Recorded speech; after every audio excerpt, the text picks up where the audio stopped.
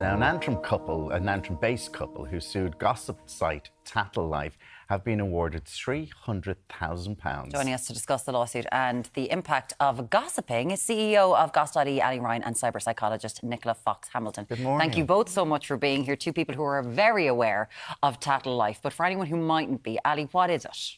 Yeah, I even argue against the name gossip website because it's beyond gossip. It is a trolling website. For anyone who's never been on it before, it's basically a thread. It's a forum. So you might know sites like Reddit or boards.ie they've been on before.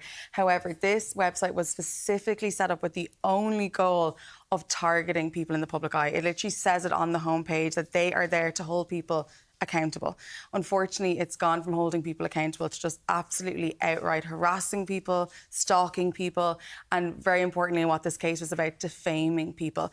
Anyone can go on there. I could go on there right now and write wild rumours about both of you, and anyone who Googles both of your names, it would come up immediately, and that accusation would live there forever. That's what people in the public eye have been dealing with this whole time.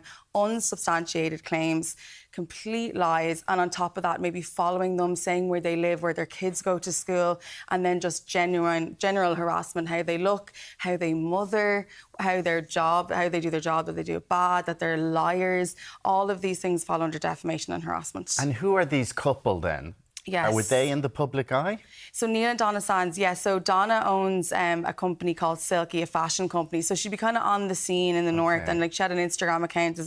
There was about 22,000 followers on it. The important thing about that case is, and I think it's actually really good that we don't really know them before, because the point is, it does not matter how well known or little known you are. If you are defamed in any way online, you have a right to sue. So their businesses, they both own businesses, they were being defamed. Now, what exactly was said hasn't been released, and I think that's a good thing. We don't need to know what people were slagging them off about, but it was enough for a judge to make a landmark ruling. It is the largest payout in the history of the state, £300,000, which roughly €350,000. Not aside from the legal costs, which are also £300,000, and his accounts, the owner, Sebastian Bond, his accounts have been frozen as well, and they're due back to court on the 26th. So it's very, very serious. Judge McAlinden as well, in his actual judgment, which was crazy to read, he literally said a day of reckoning is to come for everyone who uses the site, writes on the site, and who owns the site. It's very, very serious. So the person who owns Sebastian Bond has been named as the owner of this site. An awful lot of people on this site, Nicola, they would be anonymous. They would sign up. Yeah. They wouldn't have to, like most things, you can sign up, we can have multiple accounts. Yes. So, as it said, it was to hold people to account. Can I just say anyone with 200 followers, 100 followers could be held to account on this sort of site.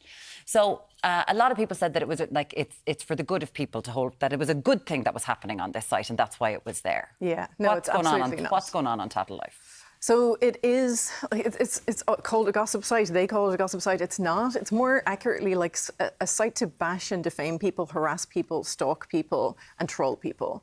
So it's really, really toxic, negative behaviour. I mean, Ali's talked about how it's defaming so many people.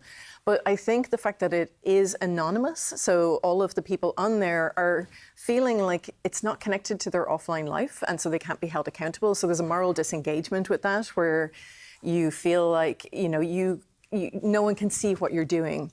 And that invisibility encourages people to behave in ways that they wouldn't. And then anyone who spends time on there starts to see it as more socially acceptable and normal, and so they're more likely to engage in it. So even people who kind of go on to have a look and see what's there will often find themselves getting caught up in it.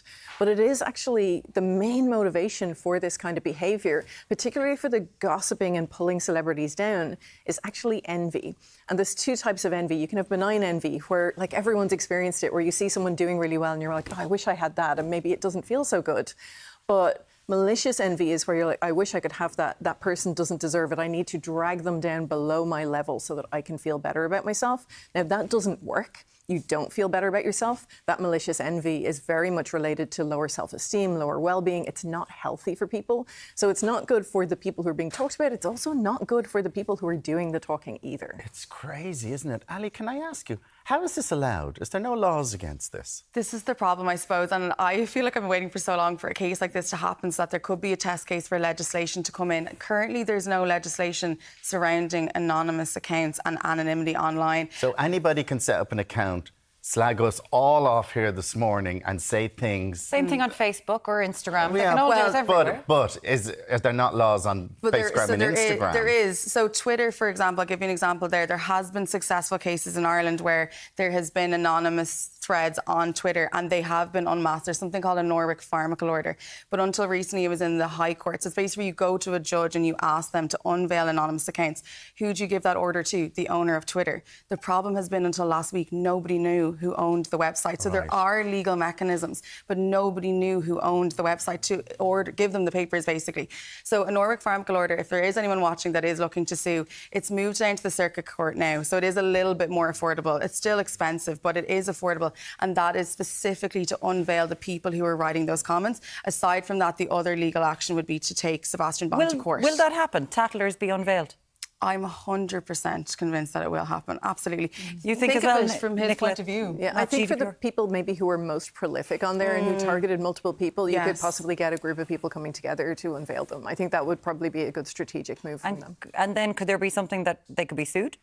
Yeah, absolutely. See, so the laws for defamation in Ireland are actually one of the strictest in the world. That's what makes this whole situation very, very frustrating. Is exactly it different what in you're saying. Northern Ireland? No, it's as strong here and the UK, but Ireland in particular. So like in the US, for example, you have TMZ, you have the National Enquirer.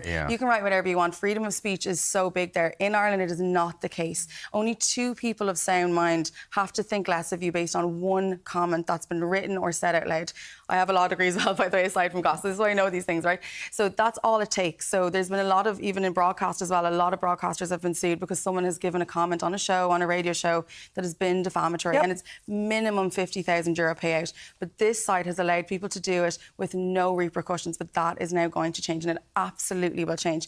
Not only will there be now the mechanisms of the Norwick Pharmacal Order, but we know who owns it now. So they, 350k was their payout, 300,000 legal fees, then even 1.2 million frozen assets. Imagine that happens just 2 more times. I can't see the site continuing. And we know that Sebastian Bond did go kind of on the run. He was in Asia and moving things all around the place. But this is not over. It's very interesting as to what's going on online for you, for your children, for everybody. Ali Ryan, CEO of Goss.ie, and of course, with your law degree, doing as much as possibly can. And Nicola Fox Hamilton, cyber psychologist. Thank you both so much for being with us. Thank you so much. Appreciate it.